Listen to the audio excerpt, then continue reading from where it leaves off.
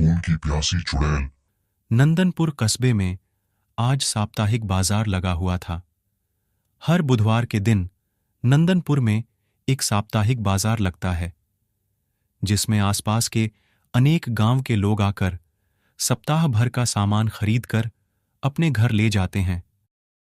बहुत दिनों से यही क्रम चला आ रहा था। भादों का महीना था। वर्षा ऋतु होने के कारण आसपास के नदी, नाले, तालाब, पोखर आदि लबालब पानी से भर गए थे। मंडूक अपनी प्रेयसी से मिलने के लिए अधीर होकर टर्र टर्र की आवाज लगा रहे थे। नंदनपुर कस्बे से पश्चिम दिशा की ओर लगभग 4 किलोमीटर दूर एक गांव कैथी स्थित है। कैथी गांव के निवासी बुधई की औरत लाली बुधवार आते ही सुबह से ही उसके पीछे पड़ जाती थी कि आज बुधवार का दिन है, घर में सब सामान खत्म हो गया है, जल्दी बाजार के लिए निकल जाओ, घर का सारा सामान खरीद कर ले जाओ। बुधई को भी यह मालूम रहता था कि आज बुधवार है और उसको घर का सामान लेने के लिए नंदनपुर की बाजार में जाना है। लेकिन यह टोका टोकी भी कितनी बुरी बात होती है। बेचारे बुधई वैसे तो अपने हिसाब से बाजार जाते, लेकिन सुबह से ही लाली के द्वारा अरई लगाने के कारण वह लाली के अनुसार नंदनपुर बाजार जाने के लिए मजबूर हो जाते थे। अन्यथा उनको अनावश्यक लाली से वाद विवाद करना पड़ता। इसलिए बेचारे बुधई क्या करें। वह जानते थे कि अगर लाली की बात नहीं मानेंगे तो वह आसमान सिर पर उठा लेगी और 2-4 कड़वी बातें सुनाने लगेगी, जिससे दिमाग परेशान होने के अलावा और कुछ मिलने वाला नहीं। इसलिए वह लाली के कहते ही बाजार जाने की तैयारी करना शुरू कर देते थे।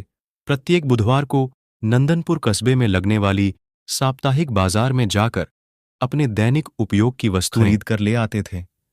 उनका साथ देने के लिए कैथी गांव के निवासी और उनके पड़ोसी राम प्यारे भी उनके साथ ही नंदनपुर बाजार अक्सर जाया करते थे।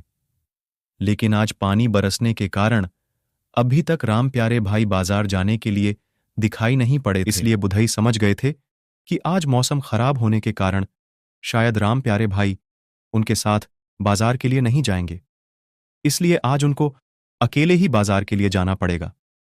सच पूछिए तो आज बुधई की भी इच्छा बाजार जाने की नहीं हो रही थी, लेकिन बुधई बेचारा लाली का मारा हुआ था। मजबूरीवश उसको तो बाजार जाना ही पड़ेगा। वह अपनी साइकिल से नंदनपुर कस्बे में लगने वाले बाजार में सामान खरीदने के लिए निकलने वाले थे। इसी बीच में एकाएक तेज पछुआ हवा चलने लगी थी। पश्चिम दिशा से घनघोर काले काले बादल पानी उगलने के लिए उतावले हो रहे थे। रह रहकर बादल गरज रहे थे, बिजली चमक रही थी। बुधई ने सोचा था कि थोड़ी देर इंतजार कर लेते हैं, अन्यथा रास्ते में पानी बरसने लगेगा और वह भीग जाएंगे। बुधई का अनुमान बिल्कुल सही निकला। थोड़ी देर में ही बादल के गरजने और बिजली के चमकने के साथ घनघोर बारिश होने लगी थी। बादलों ने ऐसा घेर रखा था कि जैसे लग रहा था कि आज दिन भर पानी बरसेगा। बुधई बेचारे चिंतित हो गए थे कि घर का सारा सामान खत्म हो गया है। अगर पानी नहीं निकलेगा तो आगे गृहस्थी का काम कैसे चलेगा। लाली तो मेरा जीना हराम कर देगी, इसलिए नंदनपुर बाजार में जाना आवश्यक है। यह उनकी मजबूरी थी। बेचारे बुधई कुछ कर भी नहीं सकते थे। अपना कपड़ा उतारकर घर के बरामदे में बैठकर उमड़ घुमड़ कर बरस रहे बादलों का तमाशा देखकर उसका आनंद ले रहे थे। सुहावने मौसम का आनंद लेते हुए बुधई पानी बरसना बंद हो जाने का इंतजार कर रहे थे। इस प्रकार 4 घंटे बीत गए थे। पानी रुकने का नाम नहीं ले रहा था, लेकिन 4 घंटे के बाद बादल खुलने लगे थे। इसलिए बुधई को राहत महसूस हुआ था। उनको उम्मीद होने लगी थी कि शायद उनको नंदनपुर बाजार जाने का अवसर मिल जाएगा। 1 घंटे के बाद बादल छंट गए थे, लेकिन मौसम पूरी तरह से साफ नहीं हुआ था, हालांकि बाहर निकलने के लायक हो गया था।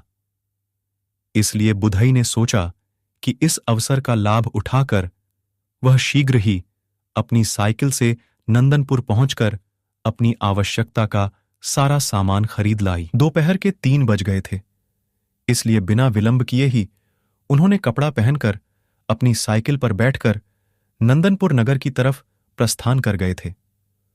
उन्होंने मन में सोचा था कि अंधेरा होने के पहले ही वह अपने गांव लौट आएंगे, क्योंकि रास्ते में सड़क के किनारे सैकड़ों साल पुराना एक विशाल पीपल का पेड़ लगा हुआ था। इलाके के लोगों का कहना है कि इस पाकड़ के पेड़ पर एक चुड़ैल रहती है जो लोगों का खून पी लेती है। जब से होश संभाला था तब से बुधई उसी रास्ते से आते जाते थे। बुधई को कभी इसका एहसास तक नहीं हुआ था, लेकिन वह किसी प्रकार का खतरा मोल लेना नहीं चाहते थे। आधे घंटे साइकिल चलाने के बाद बुधई नंदनपुर बाजार में पहुंच गए थे। पानी बरसने के कारण बाजार में भीड़ कम थी, अन्यथा सामान्य दिनों में उस बाजार में पैर रखने की भी जगह नहीं मिलती थी। बुधई ने अपने जरूरत का पूरा सामान खरीद लिया था। वह अपने गांव वापस होने की तैयारी कर रहे थे कि इसी बीच में फिर से मूसलाधार बारिश शुरू हो गई थी। बेचारे बुधई बहुत बुरे फंस गए थे। उनको ना चाहते हुए भी रुकना पड़ गया था। पानी निकलते निकलते अंधेरा छा गया था। रात का प्रथम पहर शुरू हो गया था। बरसात होने के कारण आसमान में बादल छाए हुए थे, जिसके कारण अंधेरा और घना हो गया था। सड़क पर कुछ दिखाई नहीं पड़ रहा था। बुधई को 4 किलोमीटर तक साइकिल चलाकर जाना था, इसलिए उनको इस बात का एहसास हो गया था कि वह जब तक गांव पहुंचेंगे रात और गहरी हो जाएंगी। वह जैसे ही नंदनपुर बाजार से निकलकर अपने गांव की तरफ जाने वाली रोड पर आए, उनकी साइकिल पंक्चर हो गई थी। ऐसा लग रहा था कि मानो आज बाधाएं उनका रास्ता रोक रही हों। दोस्तों, अगर कहानी अच्छी लगी हो तो वीडियो को लाइक करें और अगले भाग के लिए कमेंट करें। धन्यवाद। जल्द से जल्द अगला भाग लाने की कोशिश करेंगे। Thank you.